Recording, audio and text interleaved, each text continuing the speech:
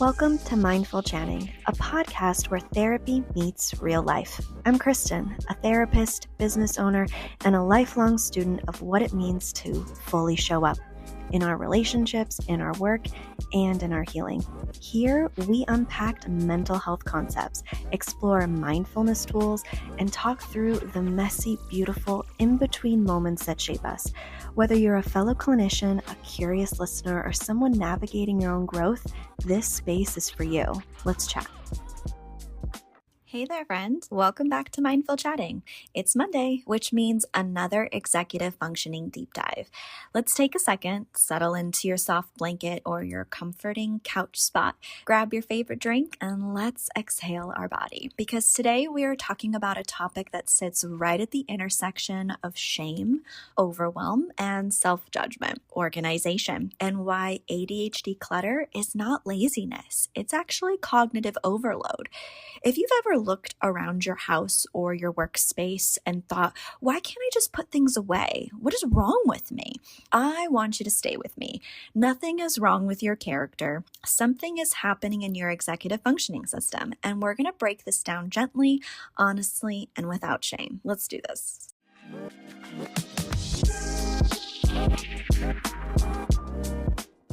So here's the myth with laziness. Most adults with ADHD describe organization the same way of, I don't know where to put anything, or everything ends up everywhere, or I clean and then 2 days later it looks like I never touched anything, or my brain can't handle all this sorting, or my house isn't messy, it's a reflection of how I'm overwhelmed. And here's the truth. Organization is not about cleanliness, it's about categorization, sequencing, and information processing. And those are all executive functioning tasks. And ADHD directly affects all of them. So when someone says, just clean it up, they're essentially saying perform multiple impaired executive functions at once while feeling overwhelmed. Of course, that feels impossible to you. If you're nodding along and thinking, yep, this is totally me, I want you to stop and take a free quiz. I have made a quiz about what's your ADHD struggle, and it'll only take a couple of minutes. And at the end, there's a secret freebie waiting for you that will help you start working on your struggle right away. Look in the show notes for the link. So let's break the neuroscience of what ADHD and clutter have in common. And let's look what's happening really under the surface. Organization requires the brain to create categories, remember where objects go, visualize storage systems, initiate cleanup. We also have to sustain our attention, make decisions repeatedly, sequence our steps, and then tolerate our boredom. That's actually a lot if you really think about it. Now imagine trying to do all of this with all of the things with ADHD, our working memory impairment. I put it down and now I can't find it again. Not because you're careless, but because your brain doesn't store short-term positional information very well. You also have to do all of this with decision fatigue. Organization requires hundreds of micro decisions, and ADHD brains hit a decision wall a lot faster than the neurotypical. Plus, we have to think about categorization breakdown. Neurotypicals can sort by instinct, while ADHDers need explicit structure to their categorization. We also have emotional overload because clutter creates a lot of overwhelm, and overwhelm shuts down executive functioning. And then our clutter grows. And also this out of sight, out of mind syndrome, our object permanence. Closed storage, your brain will forget the item will even exist to the point where you will go buy it again thinking you don't have it. So you leave everything visible and out, and that's clutter. But that's not clutter, that's survival for you. So why cleaning feels good, but staying organized feels kind of impossible? ADHDers will often say, I love the result of organizing, but I can't maintain it. That is me 100%. I love to organize, and I'll even be good at organizing. Implementation, not so much. And here's why. Cleaning is a short-term dopamine because we have a before and an after transformation. That is stimulating for us. Plus, we have urgency, a part of our cleaning, because usually someone's going to be here in 20 minutes. That's also stimulating. And then it kind of creates some hyper focus if we declutter. That also is stimulating for us. But organization is kind of a long-term game, and that is long-term executive functioning. There's maintenance attached to it. There's autonomy, there's consistency, and there's a lot of structure.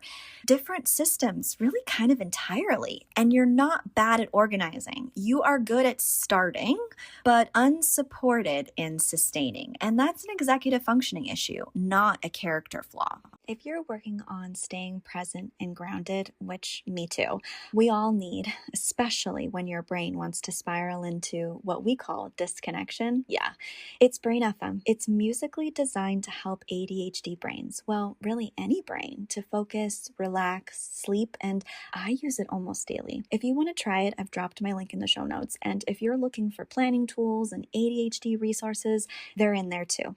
Let's talk strategy, the kind that respects your brain instead of punishing it. So here's tool one home per item rule.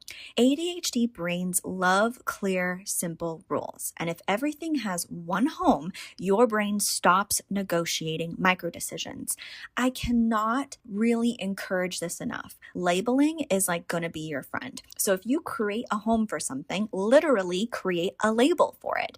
If you have even clear storage containers, which I'll go into as tool 2. But if you put a label of everything that's in that clear storage container, you don't have to wonder or think if you have a particular item. You have a label for it. And that moves into tool 2, which is transparent storage. Clear bins, open shelving, labeled containers. If you can't see it, you won't use it. You'll rebuy it. And then clutter grows because you have more crap. Visibility is accessibility. So even if you have to have things on counters because you need to see it, make them clear. But definitely if you have storage in cabinets, make them clear and just put lots of labels of what it is. Don't just put hygiene products. That is way too vague. That is too big of a category. You are not going to know what's in that drawer, and you're going to be rummaging through it. And to be honest, we don't have time for that. Tool 3, drop zones. If your brain naturally drops items on surfaces, I'm holding my hand up, I do this. We need to build intentional drop zones. So think about entry tables, baskets, trays, hooks, countertop catch-alls. I have all of these things in my house. You're not fighting your habits, you're structuring them. So instead of fighting by not putting this thing on the catch-all, let's just make the catch-all point easier to be able to access and make it more organized for what we're going to be dropping there. So counters tend to be my pain point because I have this one corner of my counter. It's the first surface I see and I'm going to drop my bag, blah, blah, blah. Well, I have chairs. So I drop my bag on the chair and then I'm unpacking my bag and putting the things out that have homes. And I'm doing it right there before I ever take my shoes off. And I'm doing it while I'm catching up with everybody in my house. That is a habit that I've created with my catch-all zone. So again, we're not fighting against our habits. We're creating a more organized habit with the habit that we already have. Tool 4, smaller organizational sessions. So ADHD brains can't sustain long cleanup blocks. So we're going to try 5-minute resets or a 10-minute sorting session, or organize one drawer instead of organizing the entire kitchen. We need small wins, and those small wins create dopamine, and that dopamine creates momentum, which creates motivation. So you may actually have to schedule in organizational sessions. So this may also look like clearing off your desk before you leave for the day, or setting up your desk so that when you return to it the next day, everything is prepped and ready for you to start work. Those are considered organizational sessions, and they're not actually going to take as long as you think they will, especially if you create a habit with it.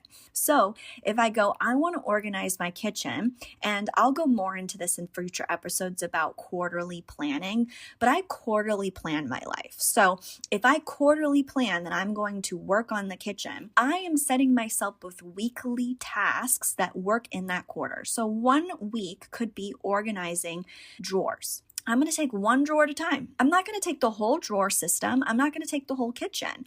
I'm just going to break it up into small organizational sessions that make more sense for me. And I'm not going to move on to the next drawer until that drawer is complete, even if it takes me a couple of days or even the full week. Tool 5, category first, space later. Neurotypicals think, where should I put this? Where ADHD brains work better with, what category does this belong to? If you sort by category, then assign the home afterwards. So for example, if you're looking at a cabinet and you think, well, all of these are hygiene products, so that's all one category. Nope.